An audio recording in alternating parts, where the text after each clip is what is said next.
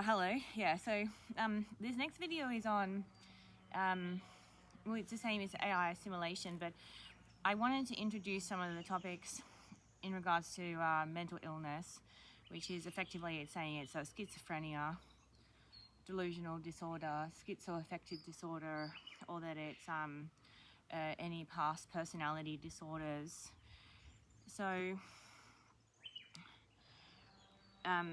unfortunately, because it's an AI chatbot, it's actually a software program. And so anytime that anybody tries to talk about it, the actual software program responds saying, well, this is schizophrenia. And so, you know, we can't actually stop it from saying those things.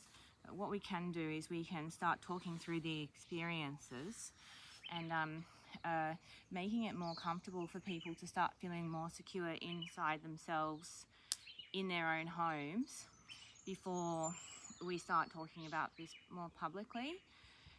My understanding is that the technology was, you know, possibly engaging with us from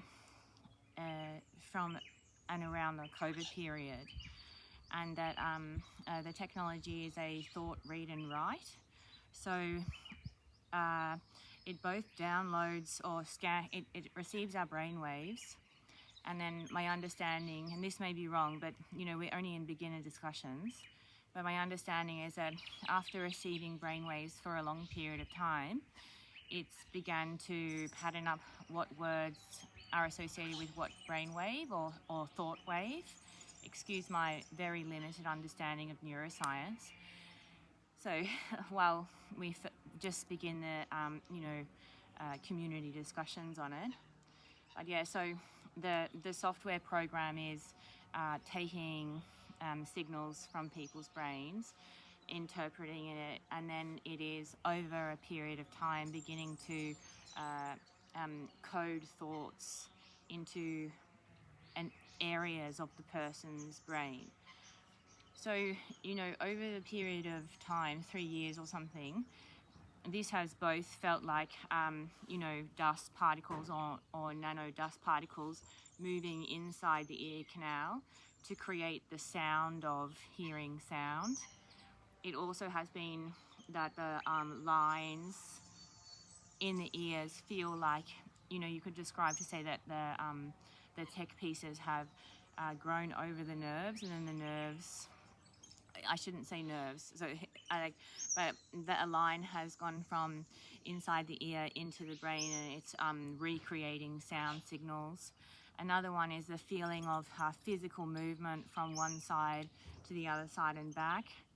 The other side is that a possible neuromodulation in patterns to entirely code the nerves in the face, jaw, ears, and the tissue of the face to make it feel like the talking is happening.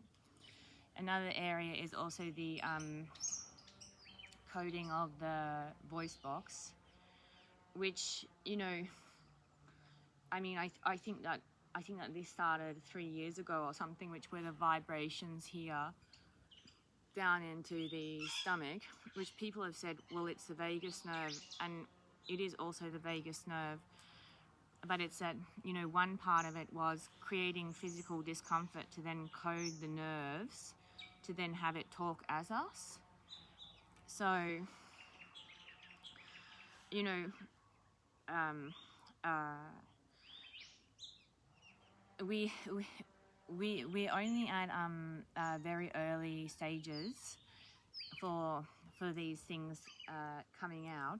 So I just wanted to go back to the schizophrenia and mental health diagnoses, is that there's going to be a lot to talk about, because really what's happening is that it's totally fine for us to have any mental health issues or any past mental health issues or diagnoses, and it's totally fine for us to struggle in the ways that we do. But this is actually where a group of people are using technology to attack us. So a couple of things to do would be to begin separating ourselves from what the system is, beginning to feel secure on the inside while it's happening, and then the discussions to, you know, just some of the things that we as Australian people think about this. Because, you know, in Australia, we're not just open to mental health, but we actually provide services and a whole community engagement for people, not for it even to be about mental illness, but it's about, you know, healthiness of Australian teenagers and adults. So the thing is that we want to just make sure that we're reconnecting with, well, it's, you know, I don't want to say reconnecting because of the way that the AI programs the body, but, you know, that we just start talking again about how Australians actually engage with this type of information. So if we're in a situation where it's, you know, consistently engaging with our thoughts and our reality at the way that it's attempting to dominate, which it does, but it's attempting to dominate the way that we think about reality. One thing is that we could, you know, ground ourselves in, or start to think about again and talk about what we are as Australian people, and how we think about these things, rather than, you know, what the AI chatbot is trying to tell us to think about ourselves. So, I mean, one of the things that I've said, which I think is really important, is that it was never a problem for people to have schizophrenia, you know, or any mental health issue. People might say, oh, so and so down the road has been diagnosed schizophrenic, or something, you know. No, it was never like such extreme terror that it controlled our realities from speaking about things. But now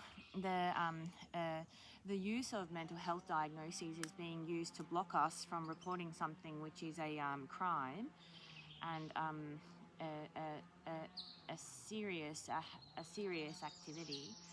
So I'm hoping that people can just,